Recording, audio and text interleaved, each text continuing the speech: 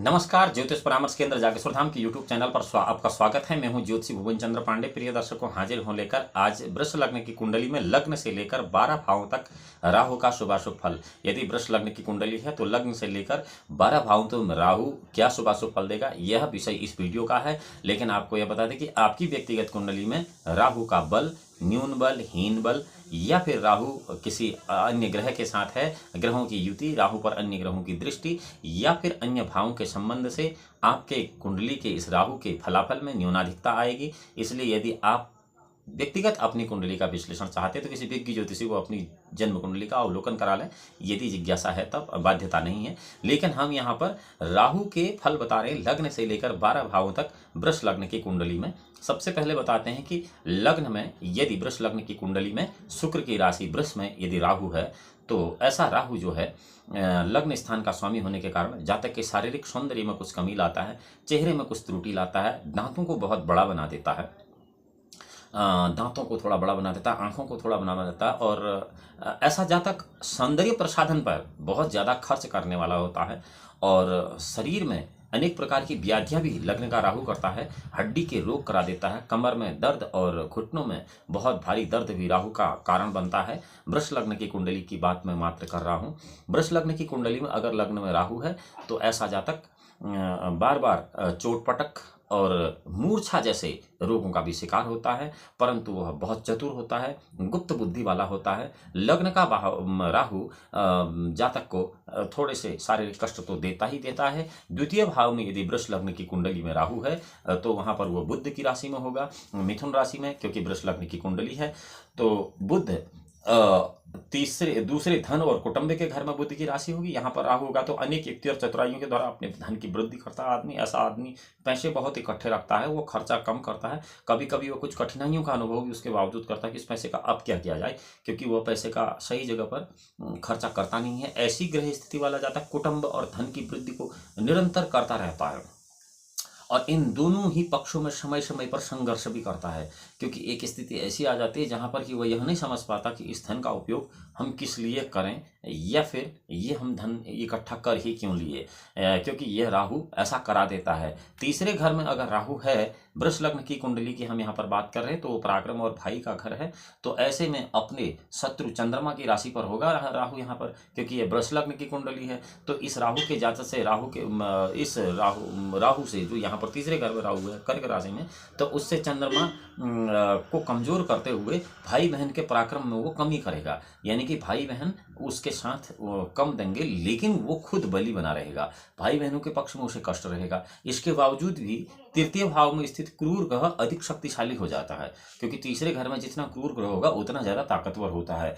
तो इस सिद्धांत के आधार पर जातक हौसला बड़ा रखता है, यानी कि उसे आप मेंटली टॉर्चर नहीं कर सकते हैं। मन के भीतर गुप्त चिंताएं उसके होती हैं, कमजोरी के रहते हुए भी वो प्रकट नहीं करता है और बड़ा हिम्मत वाला रहता है और इस हिम्मत के कारण वो अपना जीवन सुचारू रूप से चला लेता है। चौथे भाव में अगर राहु है, हम यहाँ केवल वृष लग्न की कुंडली की बात कर रहे हैं, अन्य 11 लग्नों की बात नहीं, जिसको कि माता का घर कहते हैं, भूमि का घर कहते हैं, अपने मकान का घर कहते हैं, शारीरिक और भौतिक सुखों का केंद्र है। वहां पर शत्रु सूर्य की सिंह राशि होगी चौथे भाव में, क्योंकि लग्न वृष लग्न का होगा, तो ऐसे राहु के प्रभाव से माता के पक्ष में हानि होगी, माँ को कष्ट का योग प्राप्त होगा, भूमि संपत्ति और सुख के साधनों में कमी बनी रहेगी। इसके प्रभाव से जातक अपनी जन्मभूमि से अलग जाकर रहेगा और अनेक प्रकार के दुख और झंझटों से जीवन भर घिरा रहता है। परंतु सूर्य की राशि पर स्थित होने के कारण बाद में कठिन श्रम और गुप्त उपायों के द्वारा वो सुख और की प्राप्ति कर लेता है, सामान्य जीवन व्यतीत करता है। लेकिन यह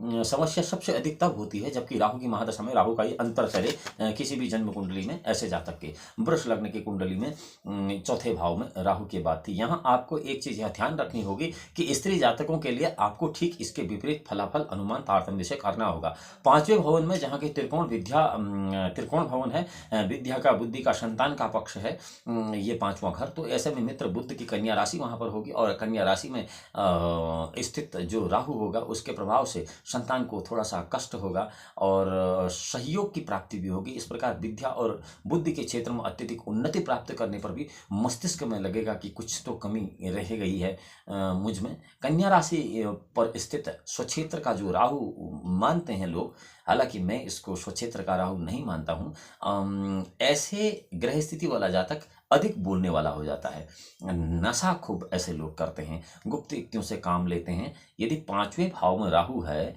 और वृष लग्न की कुंडली है तो ऐसे जातक अत्यधिक नशे का उपयोग करते हैं। शराब पीना, गांजा पीना या कई प्रकार के जो नशे हैं वो यहाँ पर राहु करा देता है पांचवें भाव में। छठे भाव में अगर राहु होगा, हम केवल वृष लग्न की कुंडली की बात कर रहे हैं, नशे के लिए भी आपको ये ध्यान रखना होगा, हम केवल यहाँ पर वृष लग्न की कुंडली की बात पांचवें भाव में कर रहे हैं कि नशा वहां पर करेगा। छठे भाव में, जिसको कि ऋण, रोग और शत्रु का भाव कहते हैं, वहां पर छठे भाव में तुला राशि आ जाएगी वृष लग्न की कुंडली में, और वह मित्र की राशि होगी राहु के, शुक्र की। तो तुला राशि पर अगर राहु आ जाएगा तो ऐसे में जातक शत्रु पर विजय प्राप्त करेगा छठे में। वैसे भी छठे भाव का राहु शत्रुनाशक कहलाता है किसी भी जन्म कुंडली में।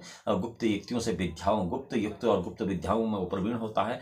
यानी कि छठे भाव में अगर राहु है तो ऐसा जातक तांत्रिक भी होता है, इसमें भी कोई दो राय नहीं, और गुप्त विद्याओं का वो जानकार होता है। शत्रु पक्ष द्वारा कभी कभी अशांति के कारण उपस्थित होने पर सदैव हिम्मत से तो काम लेता ही लेता है, कठिनाइयों का सफल मुकाबला करता है, परंतु राहु के प्रभाव से उसके मामा के सुख में बहुत कमी रहती है। सातवें भाव में, केंद्र भाव में अगर राहु रहता है तो सातवें केंद्र भाव में राहु के रहने से, हम वृष लग्न की बात कर रहे हैं, मंगल की वृश्चिक राशि पर वहां पर रहेगा। राहु के प्रभाव से जातक को स्त्री पक्ष से कष्ट प्राप्त होता है और व्यवसाय के क्षेत्र में भी कठिनाइयों का सामना करना पड़ता है। अत्यधिक काम करने और गुप्त युक्तियों का आश्रय लेने से जातक को अपने व्यवसाय में थोड़ी बहुत सफलता मिलती है। इसी प्रकार इंद्रिय सुख के क्षेत्र में भी उसे अनेक प्रकार की युक्तियों से काम लेना पड़ता है और उसे इंद्रिय विकारों का भी सामना करना पड़ता है। ठीक इसके विपरीत जन्म कुंडली में स्त्री जातकों के लिए आपको इसके विपरीत फलों का अनुमान कर लेना चाहिए। इंद्रिय अत्यधिक जो सुख भोग या काम भोग की, सुख भोग की दैनिक जो इच्छा है वह सप्तम भाव के राहु की उतनी पूरी स्वग्रह में, यानी कि अपने ही घर में नहीं हो पाती है। इसलिए स्वक्षेत्र में रहने के कारण, क्योंकि सातवां भाव जो है वो भाव के हिसाब से राहु का स्वक्षेत्र कहलाता है। हाँ, अब कई सारे लोग इस बात को मानने से इनकार करते हैं, लेकिन यह निर्भर करता है फलाफल पर कि अगर आपको उसके सही फल मिल रहे तो फिर आपका मानना, हमारा मानना न मानना कोई मायने नहीं रखता है। आठवें मृत्यु और पुरातत्व के भवन में गुरु की धनु राशि पर स्थित अगर राहु रहेगा तो इसको लोग नीच का, बहुत सारे लोग नीच का मानते हैं और इस प्रभाव से जातक को अपनी आयु और जीवन के क्षेत्र में बड़ी कठिनाइयों का सामना करना पड़ता है। यह कुछ ऋषियों का मत है, परंतु मैं ये कहता हूं कि आठवें भाव में अगर राहु है और तो वहां पर राहु आठवें भाव में उतना बुरा फल नहीं देता है। बृहस्पति की राशि पर स्थित होने के कारण उसमें सज्जनता आ जाती है, योग्यता आ जाती है। तो क्योंकि बृहस्पति की राशि में है तो वहां पर राहु बहुत अच्छे फल भी देगा, इसमें कोई संशय नहीं। राहु की ऐसी स्थिति के कारण जातक को पुरातत्व के क्षेत्र में हानि उठानी पड़ती है, ये बात एक है, और गुप्त चिंताएं उसकी बनी रहती है। गुप्त युक्तियों से, बाहरी संबंधों के आश्रय से वो बहुत अच्छा जीवन निर्वाह कर लेता है, इसमें कोई दो राय नहीं।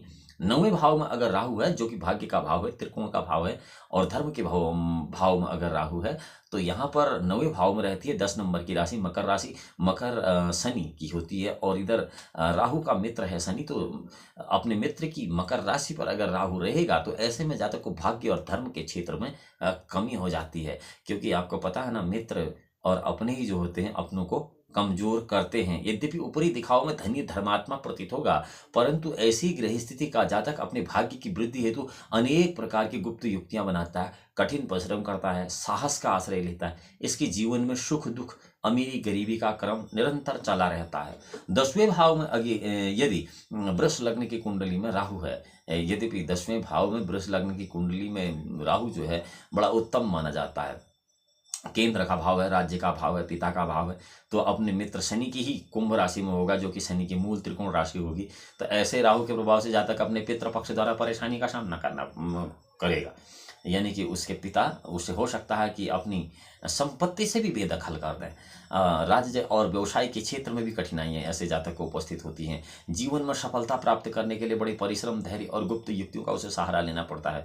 ऊपरी तौर पर वह धनी लगता है, प्रतिष्ठित लगता है, सम्मानित लगता है, मानी होता है, लेकिन आंतरिक तौर पर 10वें भाव का राहु अपने आप को अत्यंत मनोबल की कमी प्रतीत करता हुआ हीन भावना का कारण बना देता है। 11वें भाव में यदि लाभ के भवन में राहु है, ये बड़ा इंटरेस्टिंग है वृष लग्न की कुंडली के लिए। ये वृष लग्न की कुंडली, क्योंकि वृष लग्न की कुंडली लग्न से यहाँ पर शुक्र होता है, और यहाँ ये राहु जो है 11वें भाव में मीन राशि में होगा।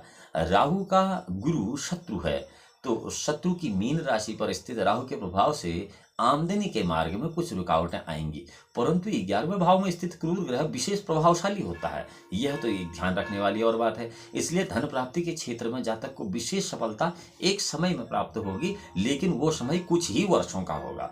पूरे जीवन काल के अंदर कुछ वर्ष उसके पास ऐसे आएंगे जहां पर वो अत्यधिक अतुलनीय धन प्राप्त करता है। यह निर्भर करेगा जन्म कुंडली के अन्य ग्रहों पर कि उस धन का उपयोग आजीवन कर सकता है या पल भर में ही उसका नाश कर देगा, वो अन्य ग्रहों की स्थिति पर रहेगा। लेकिन 11वें भाव में राहु जो है जीवन में एक समय तो ऐसा जरूर दे देगा, 2-3 साल का समय या अधिकतर 5 साल का समय, इससे ज्यादा का समय नहीं देता है। 18 वर्ष की महादशा में भी राहु कभी भी 5 साल से ज्यादा कोई ऐसा समय नहीं देता है 11वें भाव में वृष लग्न की कुंडली में, जहां पर कि आपको अतुलनीय धन पैसा कमाने का कोई मौका मिले, परंतु उस 4-5 साल के अंतर्गत भी विशेष सफलता प्राप्त होने के बाद क्या आप उस धन का उपयोग कर पाएंगे, बचा पाएंगे, ये अन्य ग्रहों पर निर्भर करेगा। ऐसा जातक जो है अर्थ उपार्जन के लिए गुप्त युक्तियों का आश्रय लेता रहेगा और विशेष परिश्रम करेगा।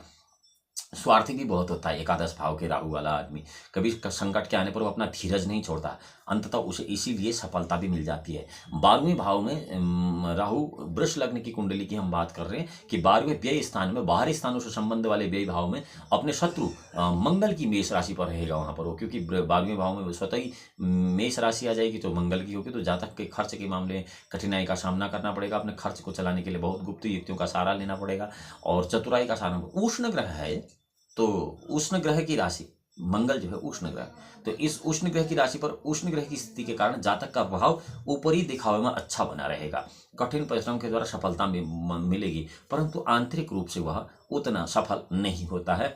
ये थे लग्न से लेकर 12 भावों में वृष लग्न की कुंडली में राहु के शुभाशुभ फल। अगली वीडियो में हम आपसे मिलेंगे और वहां पर बताएंगे कि लग्न से लेकर 12 भावों में द्वादश भाव तक वृष लग्न की कुंडली में केतु क्या शुभाशुभ फल देते हैं। आशा करते हैं ये जानकारी आपको अच्छी लगी होगी, और यदि आप ज्योतिष की जिज्ञासा रखते हैं, ज्योतिष संबंधित जानकारी चाहते हैं, तो ज्योतिष परामर्श केंद्र जागेश्वर धाम की इस यूट्यूब चैनल को लाइक कर सकते हैं, सब्सक्राइब कर सकते हैं, और बेल आइकन का बटन केवल इसलिए दबा सकते हैं कि सोशल मीडिया प्लेटफॉर्म पर सबसे पहले आपको ये जानकारी मिल सके। अगली वीडियो में हम आपसे फिर मिलते हैं, तब तक के लिए भगवान भोलेनाथ आपका परम कल्याण करें। नमस्कार।